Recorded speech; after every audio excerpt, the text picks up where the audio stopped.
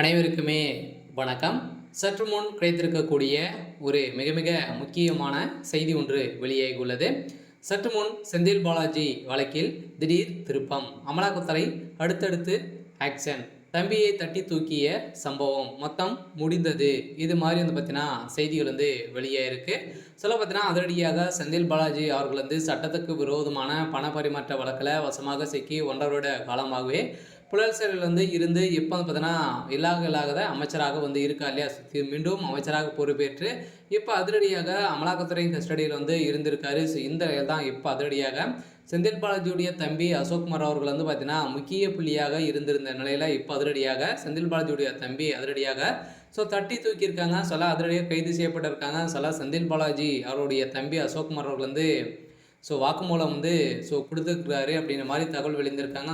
மொத்தமே திமுகவுடைய கதை மொத்தமாகவே முடிந்திருக்கு. இந்த நிலையில் தான் இப்போ முதல்வர் ஸ்டாலின் கைது செய்யப்பட வருது உறுதி அப்படின்ற மாதிரி நிரூபணமாக இருக்குது. இதை பற்றி இந்த வீடியோவில் நம்ம முழுமையாக பார்க்கலாம். அதுக்கு முன்னாடி நம்ம சேனலுக்கு இப்போ தான் நீங்கள் முதல் முறையாக வந்திருக்கீங்க அப்படின்னா மறக்காமல் நம்மளுடைய சேனலை சப்ஸ்கிரைப் பண்ணி சப்போர்ட் பண்ணுங்கள். வாங்க வீடியோக்குள்ளே போகலாம். பார்த்தீங்கன்னா சட்டவிரோத பண பரிமாற்ற தடை வழக்கின் சட்டத்தின் கீழ் முன்னாள் அமைச்சர் செந்தில் பாலாஜி, சகோதரர் அசோக்குமார் உள்ளிட்ட 13 பேருக்கு கூடுதல் குற்றப்பத்திரிகை நகல் வழங்கப்பட்டது. இதையடுத்து வழக்கின் விசாரணை ஜூன் 23ஆம் தேதிக்கு தள்ளி வைத்திருந்த நீதிபதிகள் முன்னாள் அமைச்சர் செந்தில் பாலாஜிக்கு எதிராக அமலாக்கத்துறை தாக்கல் செய்த சட்டவிரோத பணப்பரிமாற்ற தடை வழக்கு சென்னை முதன்மை அமர்வு நீதிமன்றத்தில் விசாரணையில் உள்ளது. இந்த வழக்கு முன்னாள் அமைச்சர் செந்தில் பாலாஜிக்கு எதிரான கடந்த ஆண்டு அமலாக்கத்துறை குற்றப்பத்திரிகை தாக்கல் செய்திருந்த நிலையில் கடந்த ஜனவரி மாதமே கூடுதல் குற்றப்பத்திரிகை தாக்கல் செய்யப்பட்டது. அதில் முன்னாள் அமைச்சர் செந்தில் பாலாஜி மற்றும் அவரின் சகோதரர் அசோக்குமார் அவர்கள் பார்த்தீங்கன்னா செந்தில் பாலாஜி முன்னாள் உதவியாளர் பி சண்முகம் உள்ளிட்ட 13 பேர் மீது குற்றப்பத்திரிகை தாக்கல் செய்திருந்த நிலையில் இந்த தாக்கத்தின் அடிப்படையில் இக்குற்றப்பத்திரிகையுடன் சுமார் 50,000 பக்கங்கள் கொண்ட ஆவணங்கள் காகித வடிவில் குற்றம் சாட்டப்பட்டவருக்கு வழங்கப்பட்டது.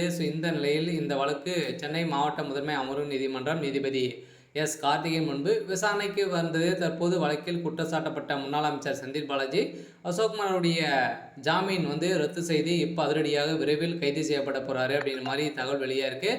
இருந்தாலுமே இதில் முக்கிய புள்ளியாக முதல்வர் ஸ்டாலின் அவர்களும் சிக்கியிருக்காரு. இந்த வேளையில் தான் அதிரடியாக செந்தில் பாலாஜி அவர்களும் அவருடைய தம்பி அசோக்குமார் அவர்களும் பார்த்தீங்கன்னா கைது செய்யப்பட்டாங்க அப்படின்னா அவர்கள் கொடுக்க வாக்குமூலம் கொடுத்தாங்க அப்படின்னா அதிரடியாக செந்தில் பாலாஜியுடைய கதை ஒட்டுமொத்தமாக முடிய போகுது. சரியாக பார்த்தீங்கன்னா முதல்ல ஸ்டாலினுடைய மொத்தமும் முடிய போகுது.